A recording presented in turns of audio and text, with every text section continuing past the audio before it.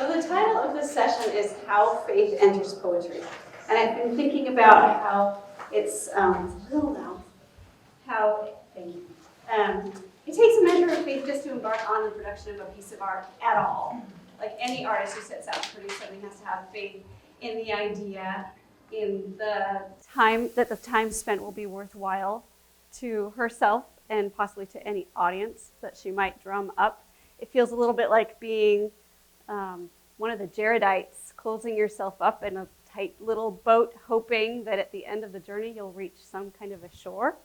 And in this metaphor, the shore would be the production of the piece itself, or it could be the audience. It could be the reader that you're trying to connect with, and the journey is your efforts to make a connection with that reader.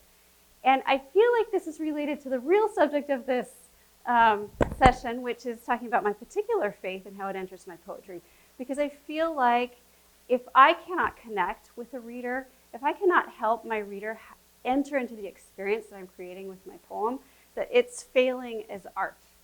And so my job is to use all of the skill and craft that I can to make my poem into something that is an experience for the reader, something that they can enter into and share. So I'm going to use everything I can to help create that experience.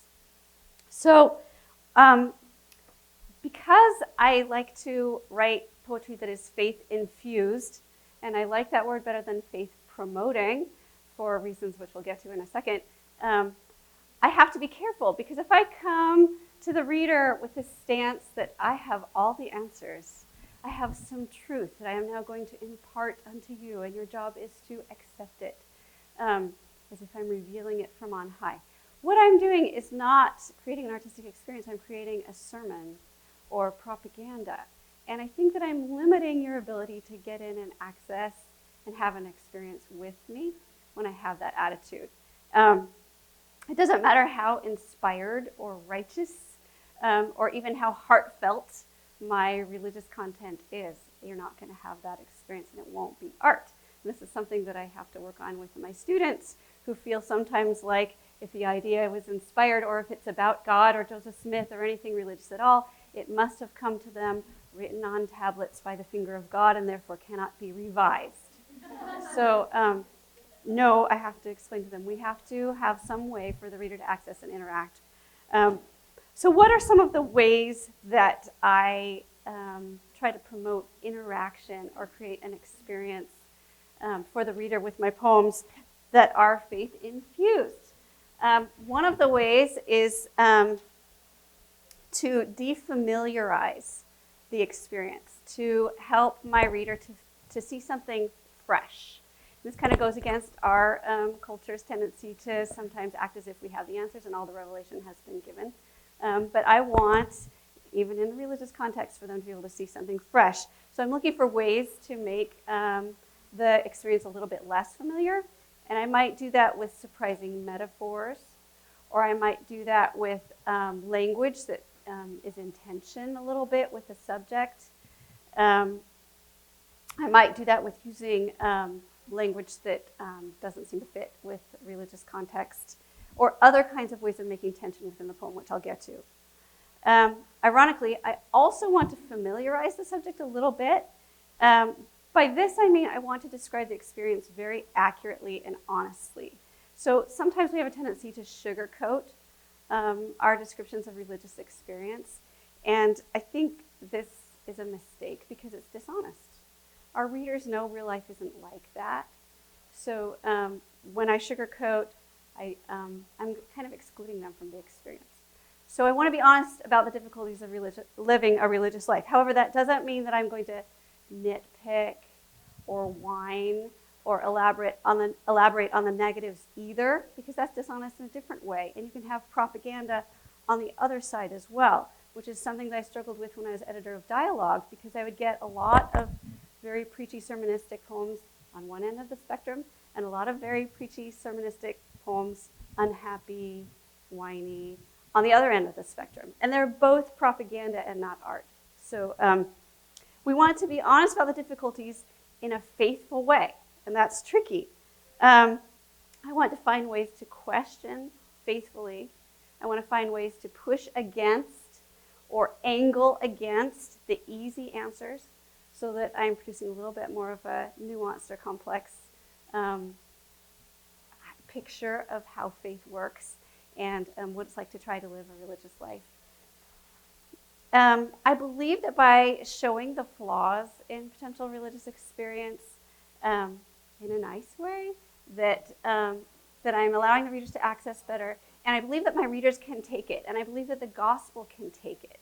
And I think that one of the things important in this is building up a sense of trust with the reader, and that's a complicated topic, and it's tied up with all sorts of things like connecting publishers with readers and publishers with distributors and finding people who are willing to publish, who carry the label that people trust.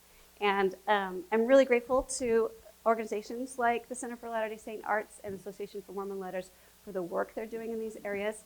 And I think that's a topic for another day, but really worth exploring. Okay, so the ways that I create faith-infused poetry. One of my favorite strategies, as I mentioned, is to use metaphors.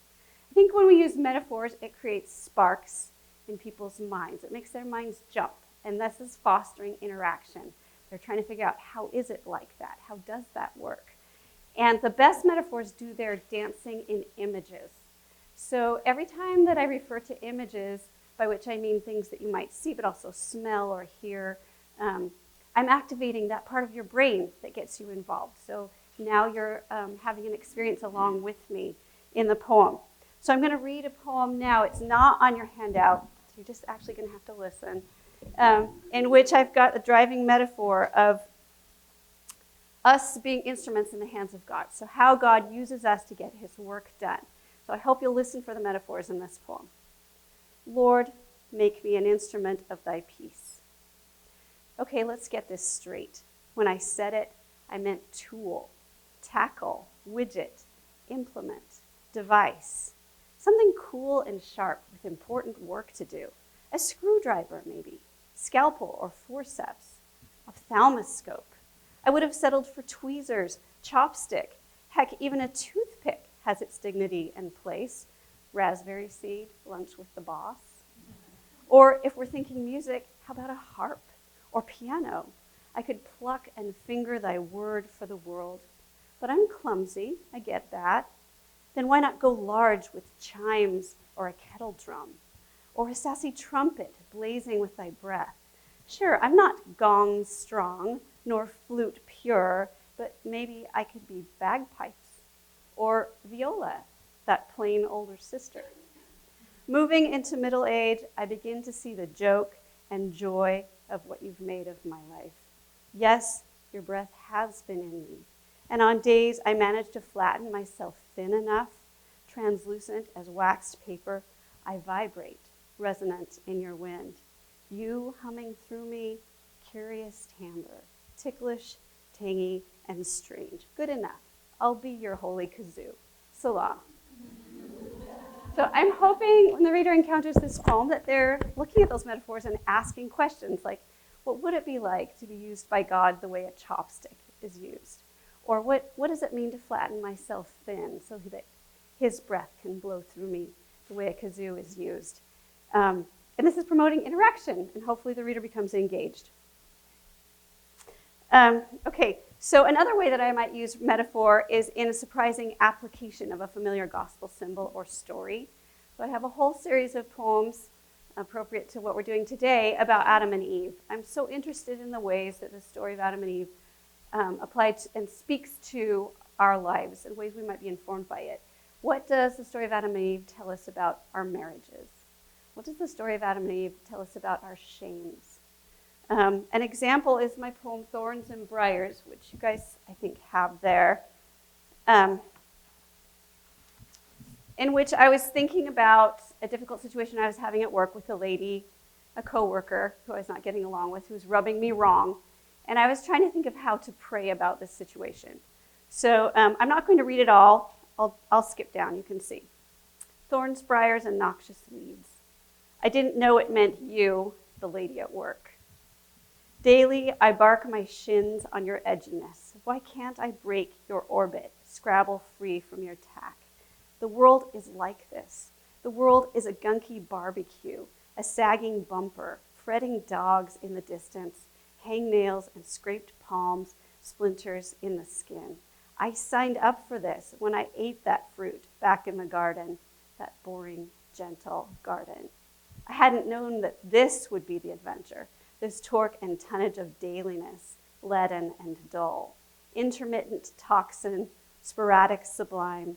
Looks like the only way back to the garden is to harrow it out here between us, my accidental guru, my vivifying thorn.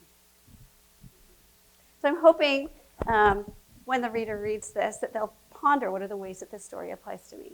I'm hoping that through this poem I'm sharing my testimony that I believe in a way we all chose to leave the garden, that we all knew that we would be going out into the lone and dreary world, which means dealing with the ladies at work, whatever the other irritating things are, and that this was a good choice, that this was a choice towards spiritual growth, towards becoming spiritual adults.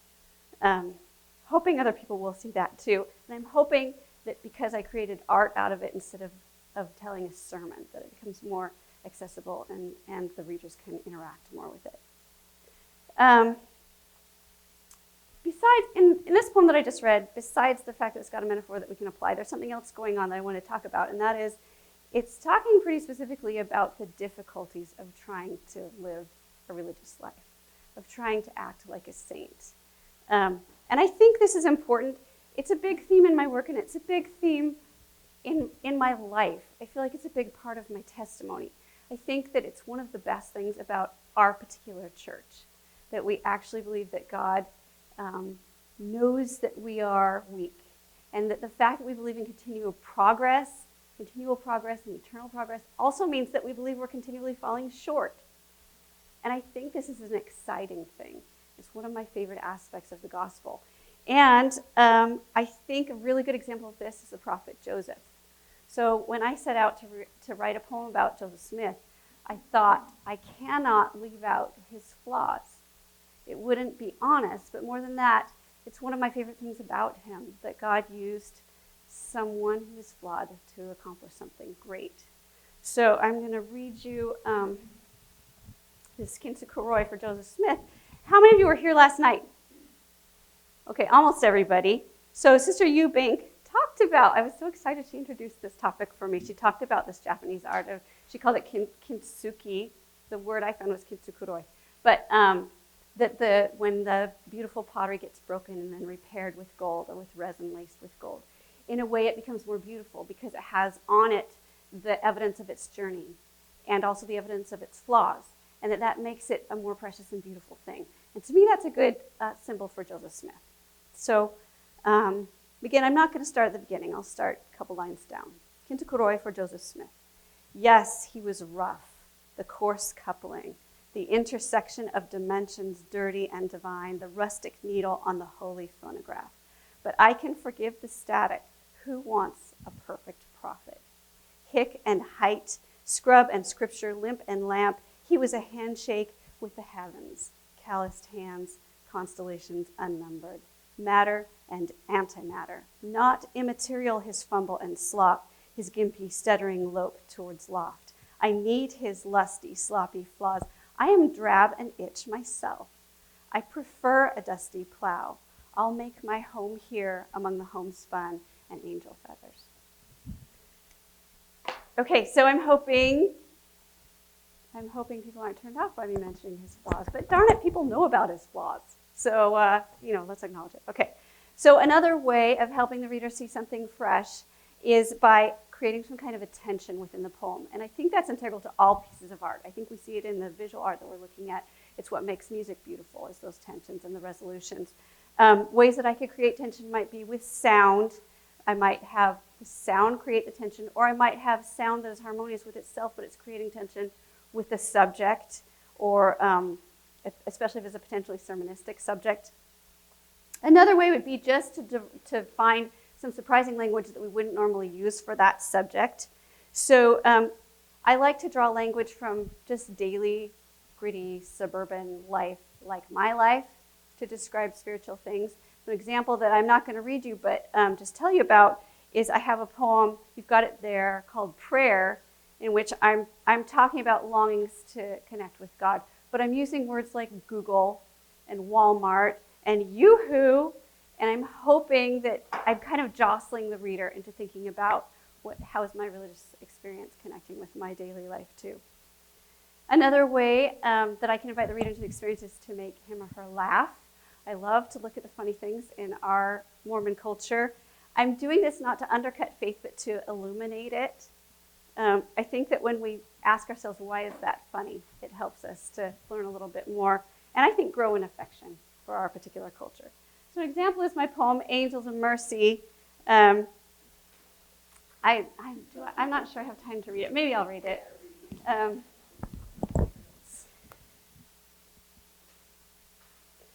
don't know if I want to take time to read it. I'll let you read this one on your own. But let me say this about it. Every time I read this poem, somebody asks me, is it true? I love to get this question because, of course, it's true. So I haven't had this particular experience. I haven't had this particular surgery. I have not been in on this exact discussion. But I've been in on many discussions as a part of a Relief Society presidency or a ward council about need and about people's desire to hide it, about deservingness, about how you serve someone, about judging people and not wanting to be judged. So yes, it's true. And I think that when people ask me if it's true, that shows that they're interacting with it. That shows that something's going on there.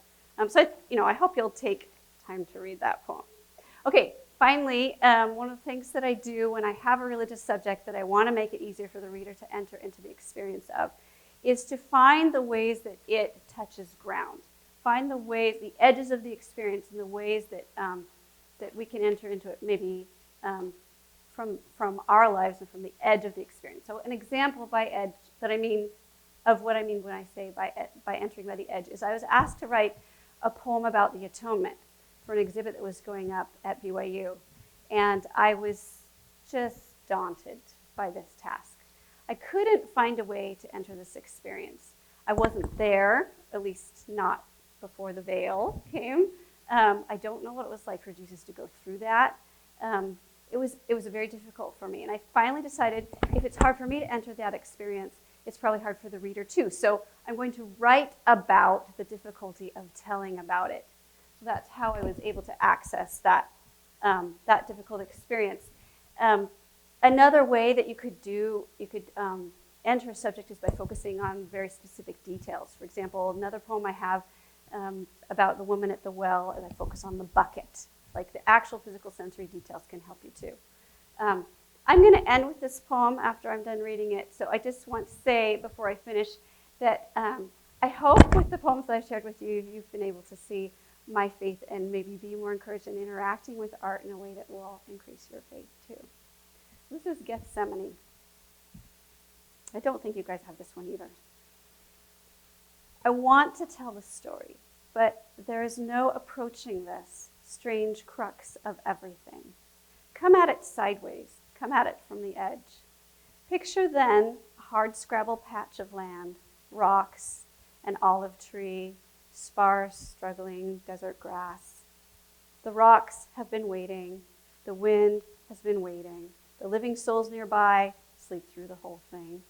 This is important. I have slept through many things. And then, what can be known? There has never been a moment more private nor more public. So, what I know, the screaming, windy cliff of unavoidable onus, the weight of what must be done. For me, it was the abyss of being about to give birth, the way the self shrinks to a pinpoint in a vacuum, the way one becomes lost, faceless, the way the thought that there's another soul depending on you can pull you inside out and through to a new place. But of course, even in that, my most impossible moment, he was already there, having been there before me. Oh, how is a human to comprehend godly heartbreak? Might as well teach a point on a line about temples and spires, about stars. It's a matter of dimension, impossible geometry. What we know, he went to a place. He knew that ahead of him was a pain yet unknown in the world, extra-dimensional. that seeing it, he who had maybe never known fear before this asked to be excused, but not really. We know the contemplation of that pain was so terrible it required the ministration of an angel before it could be approached. We know at point zero he was left alone in a way no human can comprehend. We know he came out on the other side, gentle, generous, quieter. Forever after, he would say very little about it, only shrink, only nevertheless. Thank you.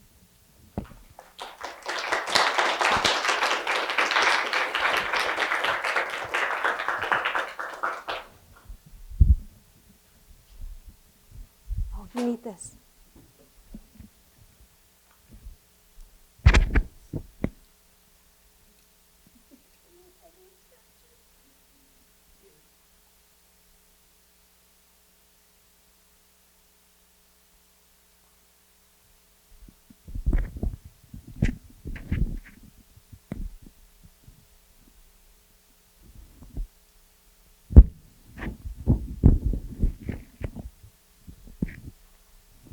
Can't do it. Not smart enough.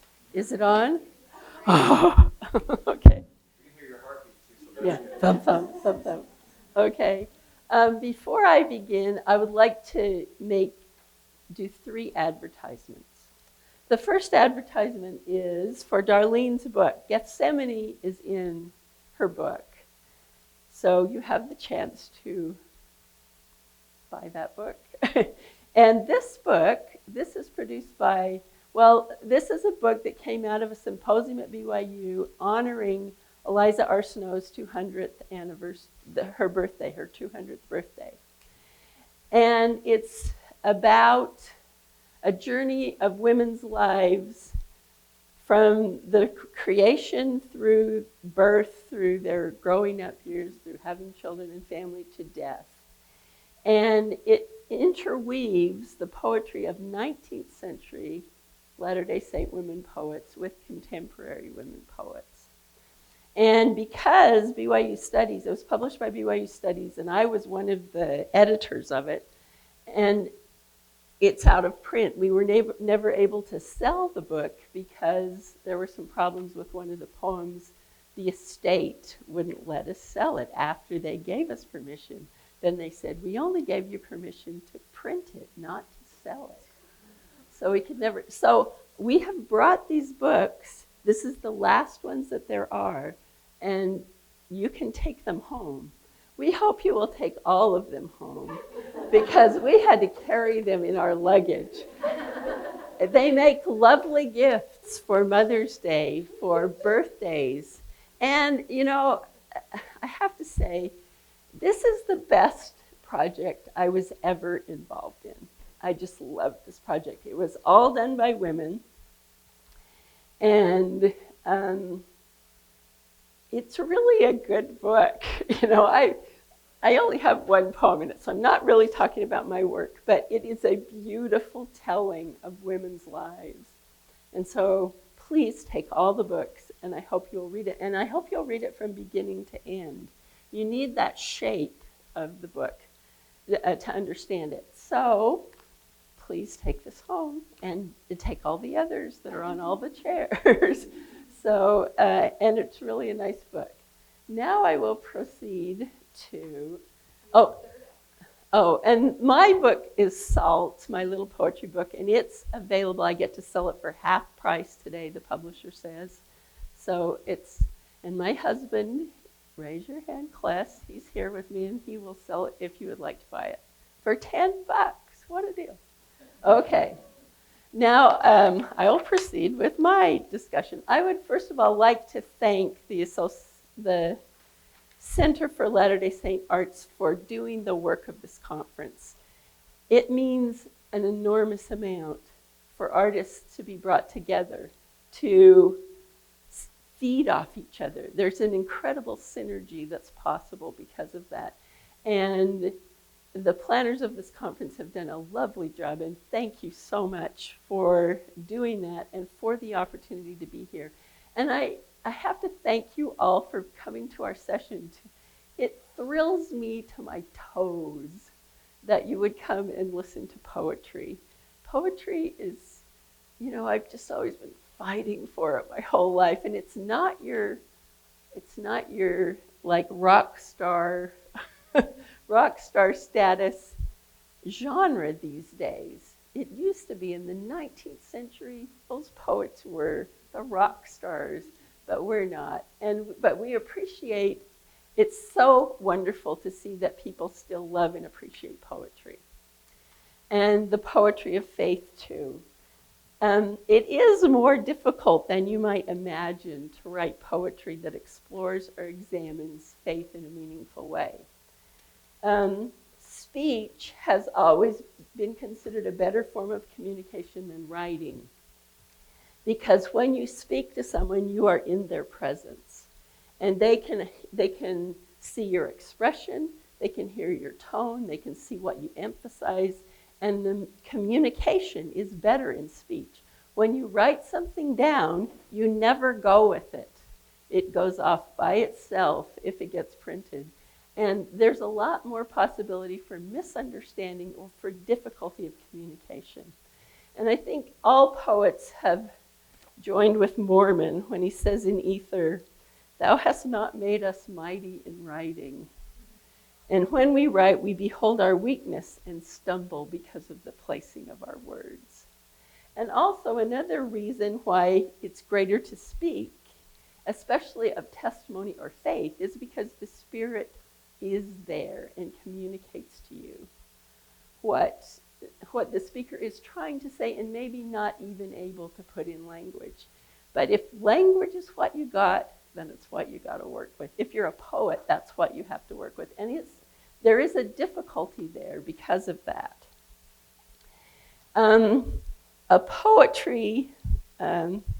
Another reason that authentic spiritual poetry is difficult to write is that a poet has the responsibility not simply to repeat tropes or images or language, but to create something new, an artistic structure of words and images to startle the reader out of complacent observation and expectations into a new understanding. Ezra Pound, 100 years ago, said, "Make it new." And we're still trying to do that today, and there's 100 years of poetry that since then we have to find new ways to make it new from all that poetry too, and from our regular means of speaking, our regular uses of language. And that's a particular challenge if you're trying to write poetry of faith, because as a group of people, we meet together and worship weekly. We study and recite the scriptures. We take classes. And we've developed ways of expressing things about our religion, about almost every concept of our religion. For example, recite in your mind what most children say as they bear their testimonies. It's, I know this is the true church. I know Joseph Smith was a prophet. I know President Nelson is a prophet today. I know Jesus loves me and my family loves me. Those are the tropes that children have learned to speak in. But it's not just children. I went through the Ensign. I went through one issue, and I underlined phrases that we use all the time. And this is half of them. My gratitude for the gospel. Their prayers were heard. Seek counsel. I felt touched by these words. We can overcome our challenges. Stay on the covenant path. Temptations of the adversary, our eternal goals. The Lord, through his ordained servants, has taught us divine principles. Don't dwell on the past. I fell to my knees. Walk in the light. These are all good ways of expressing things and ways that communicate. But poets can't use them, because a poem must be in original languages and have sensory images, as Darlene explained, and a strong poem will make new and original and old concept, a challenge a poet accepts each time she writes. And that's hard. I wanted to read the first poem in this book, Discoveries. And let me tell you a little bit about how it came about. the poem we were planning to use at the beginning, we found about 5 days before it was supposed to go to press that we couldn't use. And we couldn't find another creation poem. And I thought, I better try to write one, because we don't have any time. So what I did was a poem about creation. Where do we have the stories of creation? In Genesis and Abraham. But I can't use that language. I can't use those images. I have to do something new. So I wanted it to sound a little like scripture, but instead of reading Genesis and Abraham, I read the Psalms. I read a whole bunch of Psalms, not for language so much as for rhythms and ways of speech. And then I wanted to talk about women in the creation. And this required some imagination, because we have little imagination and prayer, and I hope insights that came from that prayer. We have little knowledge of what women did in the creation. And then the third thing is I wanted it to be accurate to the science that we have about the creation of the cosmos. So I tried to bring those three things together, and this is my poem. It's called Of the Beginning. And I have to say, I'm a crier. I cry at supermarket openings. So I'll try really hard not to cry, and it's not because it's my own work, it's because the story is really important. Okay, Of the Beginning. O daughters, I will speak of excellent things. The opening of my lips shall be from everlasting, from the beginning, or ever the earth was. When darkness was upon the face of the void, we were there. When there were no depths, we exploded against the bleakness of density. We watched the gassy sweep of the galaxy, loved the forming sun for its light, the moon for its patience, the stars for their distance and immensity. As Earth swirled in its sphere, we were centripetal. As seas gathered together, we touched a finger to the face of the deep. As clouds meandered into the sky, our cheeks moistened in the mist. Bedrock settled in our beds, and from us soils learned to nourish. We saw matter organized, hills everlasting, fountains of the deep. Matter inspirited as flower, fish, bush, beast, all bearing egg or seed. These we gathered, enfolding spheres of truth within ourselves, prepared with wisdom, the wisdom of God, the God of light, the light of the daughter and the dawn. So that's that poem. And, okay. Now, I talked about it enough. We can just go on to the next one. Another reason it's difficult to write poetry is that it is not the province of art to preach the gospel and convert people. And Darlene explained that very well. Art is to examine experience, to explore, to take into consideration the difficulty and complications of life, as well as affirmations and resolution.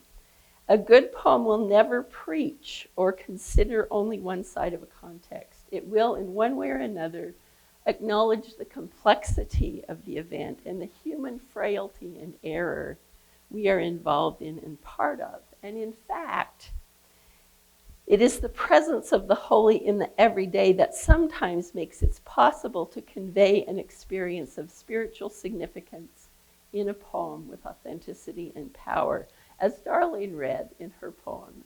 And I'd like to show you one of mine. It's on the handout, Blessing the Baby. The only things you need to know is the difference between low church and high church. High church has ritual and chanting and choirs, and low church is us with our speakers. So I say we're low church, and you need to know the word dahlias, which are flowers. So we are low church, a plain chapel, unadorned pews and pulpit, Dahlias on the organ, the only image of God. Come today to give my brother's infant daughter a name and a blessing. The purpose of life, says the bishop, is to gain a tabernacle of flesh and bone. And I wonder what my granddaughter imagines, having visited the great hall on Temple Square, but not the house of metaphor. He's explaining our bodies, I tell her, why we love them. But it is a tabernacle of men, held by the priesthood as planets are held by the sun, who take this infant in their arms. Too many to form a circle around the child, they make an ellipse. In the name of Jesus Christ, says my brother, and gives his baby his great-grandmother's name, Julia Brooke Howe. She sleeps through the blessing, a white bow honeyed to the crown of her head, the clouds of her dress floating over the arms of the men who hold her. The congregation, though happy for the parents, swirl in their personal orbits. A boy lifts his throbbing hand in its cast. A neighbor reads a novel hidden in his Bible. A grandmother can't remember where she is or why she's come. Two teens thumb wrestle, eyes closed. They are all of the earth, earthy. Julia, awake now, is given from the arms of her father to the arms of her mother, eyes blinking just as she dirties her diaper. She too belongs to this soiled earth that is sometimes washed, renewed, sweet-scented. So it's the very realities of what's going on around the blessing that that I hope make that a real event and convey a real spiritual experience.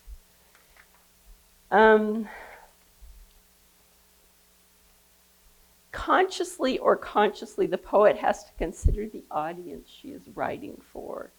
The poems, these two poems that we've read, are addressed to other members of the church because there is language in there that people who are not members of the church will not understand, like tabernacle,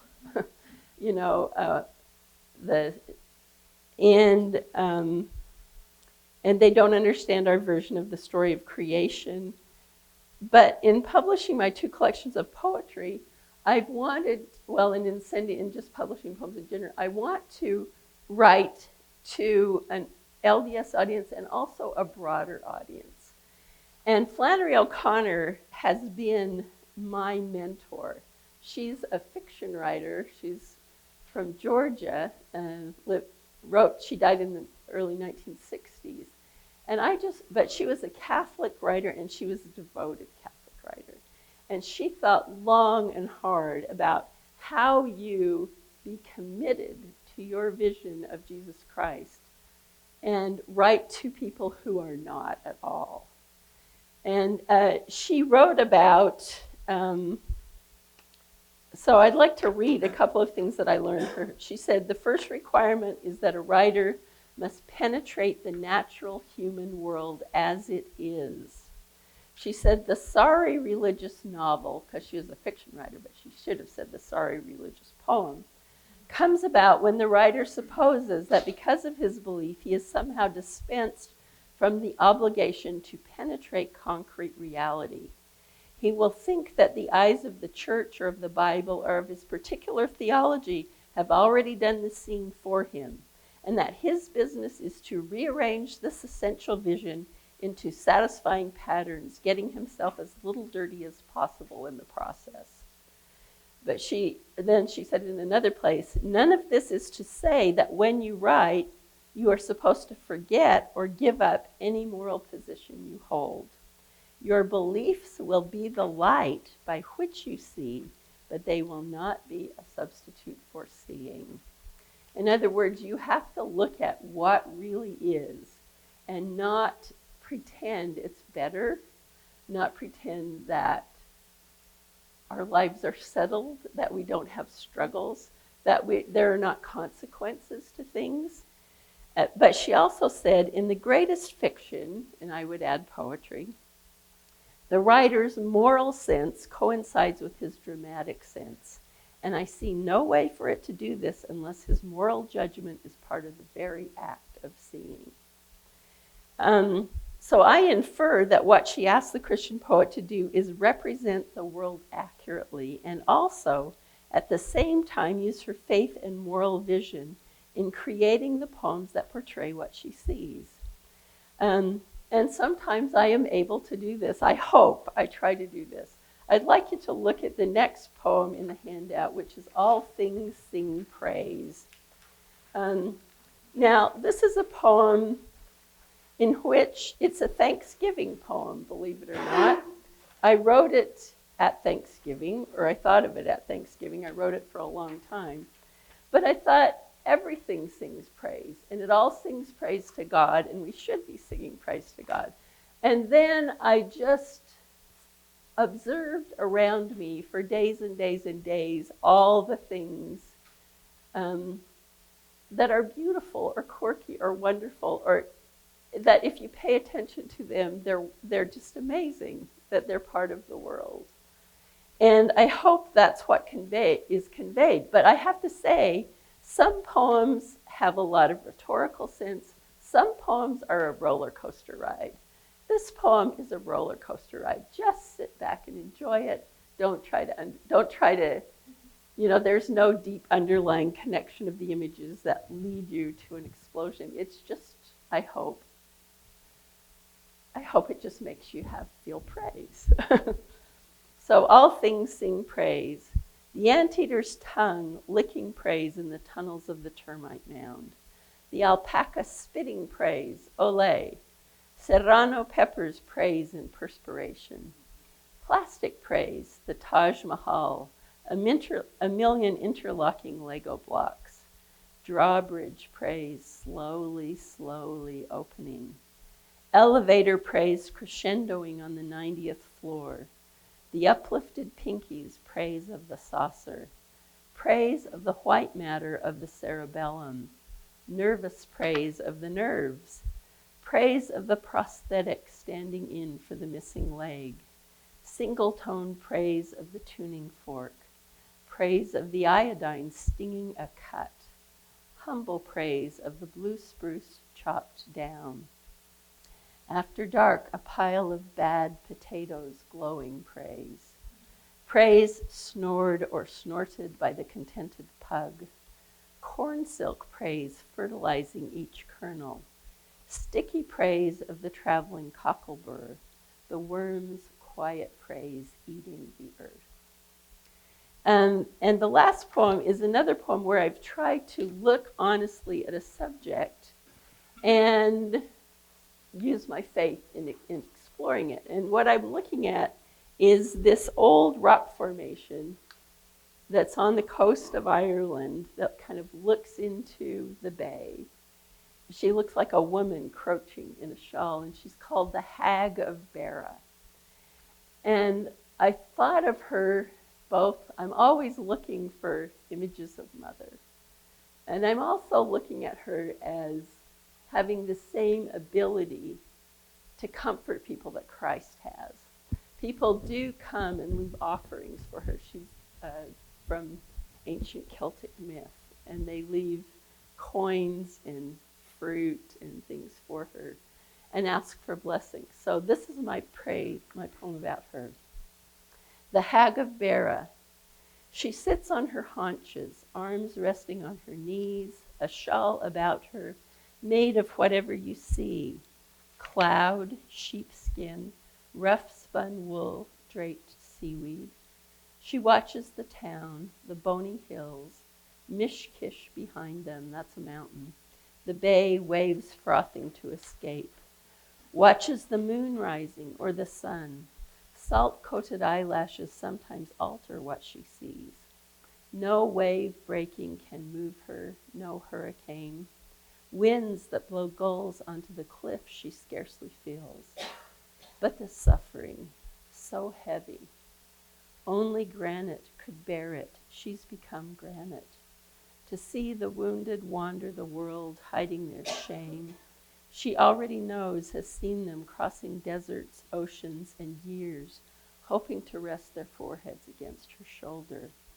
No magic, not her deepest fiery touch, can stop the black crows pecking at their liver and their heart. You are without worth, too stupid to live. Impossible that you should have dignity, should have a home. Unforgivable the shame you bear. She cannot unsee what the broken show her, might ask why, make them see more. But she offers her gift. I am like you, she says. What happened to you happened to me. What you've done, I've done. Touch the crags of my face to feel how I love you. Earthly, bedrock, permanent love. After the pilgrims turn back, find the road to Castletown Bear and Ardgroom. Some wash themselves in the sea, slough off her touch. Most carry her, though she won't leave her cliff, with them along twisting, narrow roads. And so those are some of the ways that we have found to infuse our poetry with faith, to write, include our vision in our poetry. And now we have about 10 minutes for questions. So we'll pass the little mic. Do any of you have questions? Yes. How often are we what? How often do we write? Oh, Darlene, how often do you write? Okay, so the question was, how often do we write? So I am remarkably good at not writing. I can go months and it doesn't bother me at all. So I have to set assignments for myself. So a few times a year, I give myself the assignment to write a poem every day for a month. And then I have stuff to work on revising the rest of the year. So sometimes I'm not writing at all, but this February is every day. I've written a poem every day this month, and haven't written today's though, so. Right. And I have a writing group, and we get together once a week. And so I have to write a new poem every week to take to my writing group. And I don't write regularly. I wish I did. You do better, I tell you. I know this from experience. If you have a same place and a same time that you write every day, because then what you've been writing about is in your mind and things will come to you. Words, language, images will come to you, and you can, and you're familiar, you're working on one thing and you're familiar with it and you can work it. But I'm not that good. But I do write at least a poem a week. Often it's, the writing group is Tuesday, often it's Monday night between 9 and 2:30. So, any more questions?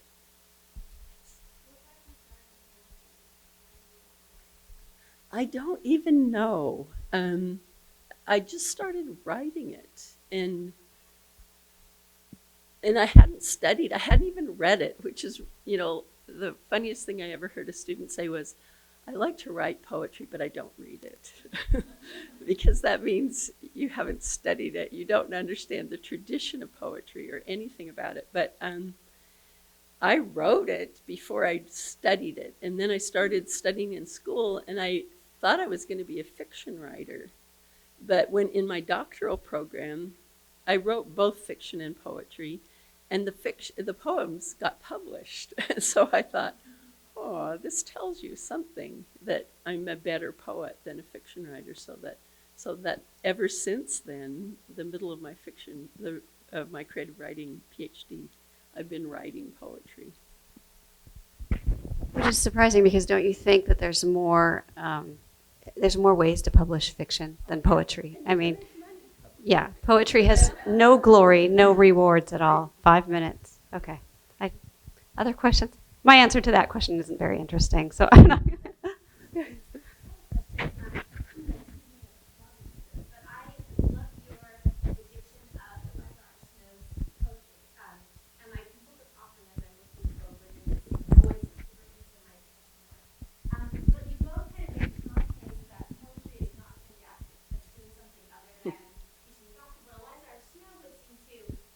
Counter that, yeah. Do you see another dimension in her writing that actually fulfills that criterion of poetry